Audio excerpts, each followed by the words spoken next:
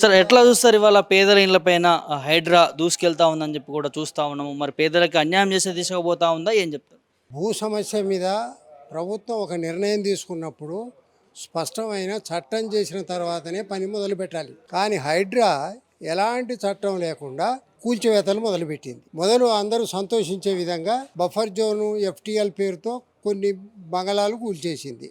N convention ఇవి. ఆ తర్వాత ఇప్పుడు కూల్చివేత ఎక్కడికి పోయింది అంటే ఎక్కడైతే పేదలు వాళ్ళు ఇల్లు కట్టుకొని ఉంటున్నారో అక్కడికి పోయింది. ఇవాళ మూసి ప్రక్షాళన అంటే 12,000 కుటుంబాలు ఉన్నాయి ఈ 25 కిలోమీటర్ల దూరంలో. వాళ్ళకు ప్రత్యామ్నాయం ఏమి చూపకుండా ఎలా కూల్చేస్తారు? ఇప్పుడు మూసి సుందరీకరణ ముఖ్యమా, లేక వేల మందిని ఇండ్లు లేకుండా బయటికి వెళ్ళగొట్టడం ముఖ్యమా? అందుకోసం రేవంత్ రెడ్డి గారు ఏమిటంటే మొట్టమొదలు ఈ హైడ్రాకు సంబంధించి ఒక చట్టం చేయాలి. ఎవరైతే ఆక్రమించారో 20 ఏళ్ళు 30 ఏళ్ళ నుంచి ఇల్లు కట్టుకున్నటువంటి వాళ్ళని ఇప్పుడు తొలగించడం అంటే అది ఇప్పుడు ఏదో చెరువులు బాగు చేస్తున్నాం ఇప్పుడే జ్ఞానోదయం అయిందా? ఇంతకుముందు రాజశేఖర రెడ్డి ఉన్నప్పుడు కోనేరు రంగారావు కమిషన్ రిపోర్ట్ ఇచ్చింది. ఆ రిపోర్ట్ని ఎందుకు ఇంప్లిమెంట్ చేయడం లేదు? అది కాంగ్రెస్ ప్రభుత్వం ఇచ్చింది కదా రిపోర్టు. అందువల్ల ఏమిటంటే కూల్చివేతలు అనేది ఒక దశకు పోయిన తర్వాత దీన్ని ఏదో ఆ కోర్టు తీర్పు ఇచ్చిందని చెప్పని ఆపివేయడం జరుగుతుంది.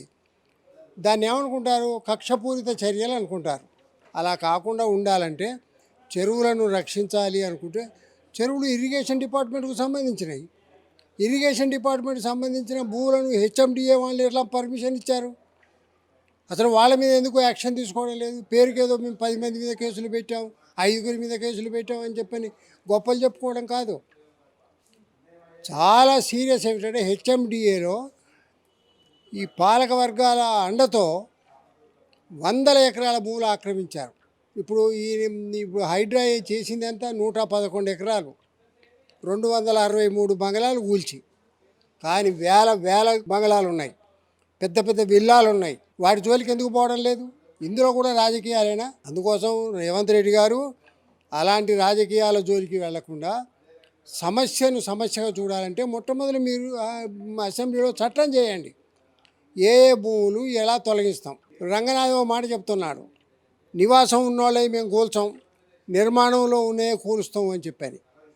కానీ రేపు నువ్వు ప్రారంభించేది నివాసం ఉన్న వాళ్ళే కూల్చాలి, లేకపోతే మూసీ సుందరీకరణ జరగదు. మూసీ కాదు 111 జీవోను రద్దు చేశాడు కేసీఆర్. దాన్ని నువ్వు తిరిగి మళ్ళీ పునరుద్ధరించావా? అసలు హుస్సేన్ సాగరు, ఉస్మాన్ సాగరు, శిఖంలో ఉన్న ఇండ్లన్నీ కూడా ఎందుకు ఆక్రమించుకుంటున్నారు? 100 ఎకరాల భూములు ఆల్రెడీ ఒక్క రోజులో ఆక్రమించారు 111 జీవో రద్దు చేయగానే.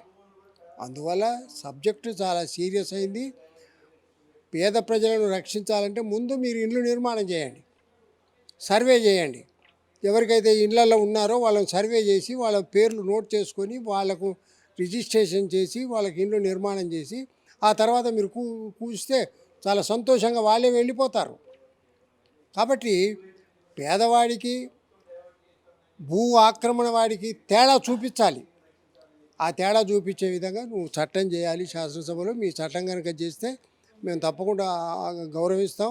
లేక మీరు అక్రమంగా పేదల ఇళ్ళే కనుక కూలిస్తే మీ యొక్క విధానాన్ని కూడా ప్రతిఘటించాల్సిన పరిస్థితి ఏర్పడుతుంది. ఇప్పటివరకు చాలా చోట్ల చూస్తూ ఉన్నాం సార్. ఇక్కడ రామ్నగర్ కావచ్చు, లేకపోతే అక్కడ సున్నం చెరువు కావచ్చు, ఖమ్మంలో కరీంనగర్లో జరిగినటువంటి కూల్చివేతలు కావచ్చు, ఇవన్నీ చూస్తూ ఉంటే హైడ్రా తీరు వెనుక ఏముంది అనుకోవచ్చు. అంటే పేదలనే లక్ష్యంగా ఎందుకు పెట్టుకుంటుంది కాంగ్రెస్ ప్రభుత్వం? మీరు అంటే చాలా చోట్ల కూడా అక్రమంగా ఉన్నాయి కదా.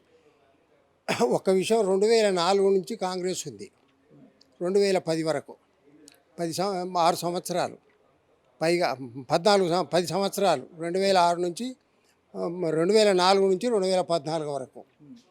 అప్పుడు చెరువులు కూల్చి అప్పుడు నిర్మాణం చేశారు. బతుకమ్మకుంట ఈ 10 సంవత్సరాల్లోనే పోలా. రామంతపురం చెరువు కానీ లేకపోతే ఇప్పుడు ఉన్నటువంటి చెరువులు కానీ ఇవన్నీ కూడా ఏంటంటే ఇవి ఈ 10 సంవత్సరాల్లోనే పోయినాయి కావు, అప్పుడు కాంగ్రెస్ హయాంలో కూడా పోయినాయి. అందువల్ల ఏమిటంటే ఇప్పుడు ఎప్పటి నుంచి మీరు కూలుస్తారు? అది దానికి చట్టం చేయండి. 2014 నుంచి ఆక్రమించేవి కూలుస్తారా, లేకపోతే 2004 నుంచేనా, లేకపోతే అసలు మొత్తం చెరువులే?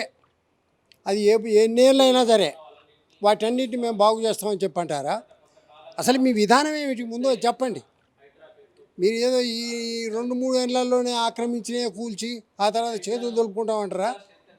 అవేవి స్పష్టం చేయకుండా మేమేదో కూల్చేసాం పొడి చేసాం అని చెప్పని అనేటటువంటి మాట కరెక్ట్ కాదు. అందుకోసం ఏమిటంటే అసలు మీరు ఎప్పటి నుంచి ఆక్రమించినటువంటి ప్రభుత్వ భూములను అంటే చెరువు శిఖాలే కాదు, విద్యుత్ శక్తి శాఖకు భూములు ఉన్నాయి, ప్రతి డిపార్ట్మెంట్కు భూములు ఉన్నాయి. వాళ్ళు ఏదో పని కోసం సేకరించారు, భూములు ఉపయోగించకుండా బీడుగా పెట్టారు. ఆ భూములన్నిటి కూడా ఆక్రమిస్తున్నారు. అందువల్ల ఏమిటంటే జీహెచ్ఎంసీ వాళ్ళు ఏదైతే పర్మిషన్లు ఇస్తున్నారో వాళ్ళకు అనుమతి లేని, వాళ్ళకు అధికారం లేని భూములకు కూడా పర్మిషన్లు ఇస్తున్నారు.